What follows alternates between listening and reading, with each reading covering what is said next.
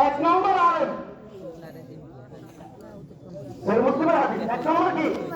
কোন আপনি ওয়াজ করতেছে এই যে আমি ওয়াজ করতেছি এই হাদিস বলতে গিয়ে হযরত আবু হুরায়রা রাদিয়াল্লাহু তাআলা আনহু একবার নয় দুইবার নয় তিনবার নয় চারবার বেহুশ হয়েছেন চারবার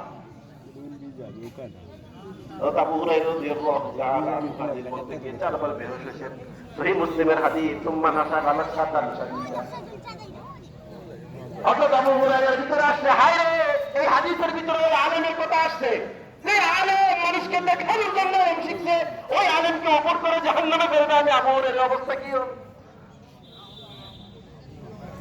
এজন্য এক নম্বর হচ্ছে আলেম যে আলেম লোক দেখানোর জন্য মানুষকে দেখানোর জন্য ইবাদত করে ইলম শিখছে ওই আলেম দুই নম্বর হচ্ছে ওই দানশীল যে দানশীল মানুষকে দেখানোর জন্য দান করে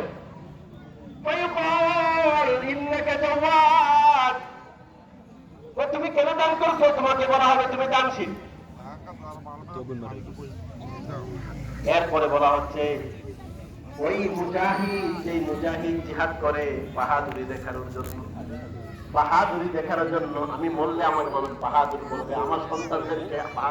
চিন্তা করা যায় মানুষ নিজে